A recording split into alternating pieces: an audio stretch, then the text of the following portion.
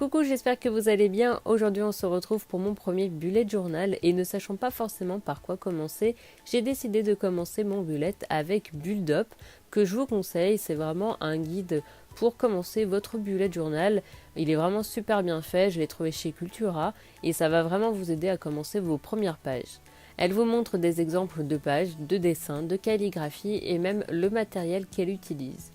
Donc il y a un premier livret avec les explications, donc les conseils de Build Up et un carnet complètement vierge, des pages avec des points, ce qui est pratique pour par exemple faire des tableaux, des grilles ou tout simplement écrire droit. Pour le matériel que j'utilise est souvent le même d'ailleurs pour tout le monde, c'est-à-dire un crayon ou un stylo, une gomme si vous faites des dessins, des crayons de couleur pour ma part ce sont des Tombow, ils ont la particularité d'avoir une ligne pinceau qui peuvent être utilisés comme de l'aquarelle et un pilote, j'adore ce stylo autant pour dessiner que pour écrire. Maintenant, passons à l'intérieur de mon bullet journal. On commence par l'index. Il y a 3 pages dans ce carnet. Cela vous permet tout simplement de vous y retrouver à chaque création de page, sachant qu'il y a la numérotation des pages, ce qui est super pratique, même si en soi vous pouvez le faire. Ensuite, on a la fameuse page clé avec les tâches, ce que j'ai fait, ce que j'ai reporté, ce qui est urgent.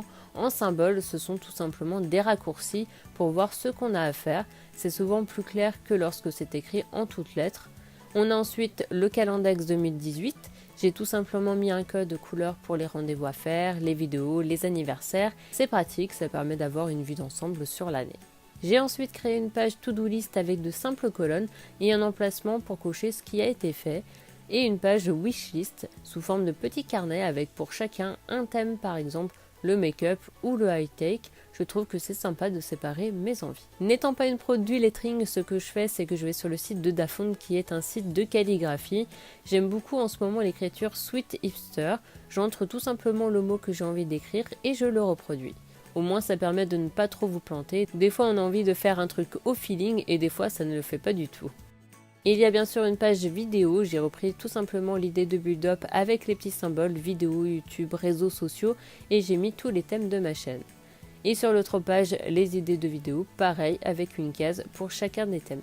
Ensuite, j'ai la page film. Comme vous pouvez le voir, j'ai fait des dessins sur chaque page, ce qu'on appelle des doodles. Ce sont des dessins que tout le monde peut faire, des simples, et ça permet de rendre les pages plus agréables à regarder. Et la page série, comme je fais la collection des coffrets DVD de série depuis vraiment des années, j'ai voulu les représenter comme ça avec le nom des séries sur chaque coffret, la saison et les épisodes à côté. Et à chaque épisode vu, je colorie l'épisode que j'ai vu. Ça me permet de savoir où j'en suis. J'ai voulu mettre une page resto avec la ville et les restos en dessous. Si j'ai adoré, c'est un petit cœur. Si j'ai aimé, c'est une étoile. Et si je n'ai pas aimé, c'est un petit cœur barré. J'ai également mis un mini tableau pour les pays et les villes que j'ai fait pour me rappeler des bonnes adresses. Je ne pouvais pas passer à côté de la page voyage. J'ai voulu la représenter avec des boarding pass. J'ai trouvé que l'idée était plutôt sympa, avec un petit check lorsque c'est fait. La page de gauche étant les voyages que j'ai faits et la page de droite des prochains voyages que j'aimerais faire. J'ai également mis en dessous une catégorie tatouage pour la simple et bonne raison que je me fais tatouer dans chaque pays où je vais, donc je mets mes petites idées tatouage. Une page menu, je ne sais jamais quoi faire à manger alors que j'aime cuisiner mais les idées me manquent. Je me dis que si je préparais à l'avance mes idées de repas, ça sera beaucoup plus simple. Puis on arrive à la page du mois qui est mars. J'ai voulu la représenter avec des fleurs et un papillon pour représenter le printemps que j'ai trouvé dans le carnet de Build Up, puis une double page avec tous les jours de la semaine. J'écris tout simplement mes notes et un petit doodle film avec le nom du film à l'intérieur que j'ai envie de voir. Et pour terminer, le tracker de fin de mois avec tout ce que j'ai envie de faire ou de reprendre. Ça permet de voir un aperçu de ce qui a été fait et c'est plutôt pas mal. Maintenant on va s'attaquer à la customisation du bullet car là il est juste tout bleu et j'aime écrire dans un beau carnet, c'est plutôt sympa. Pour mon bullet voyage, que je n'ai d'ailleurs pas du tout terminé, j'avais tout simplement collé du masking tape doré et franchement c'était pas mal. Et comme j'en ai du bleu, je me suis dit pourquoi pas.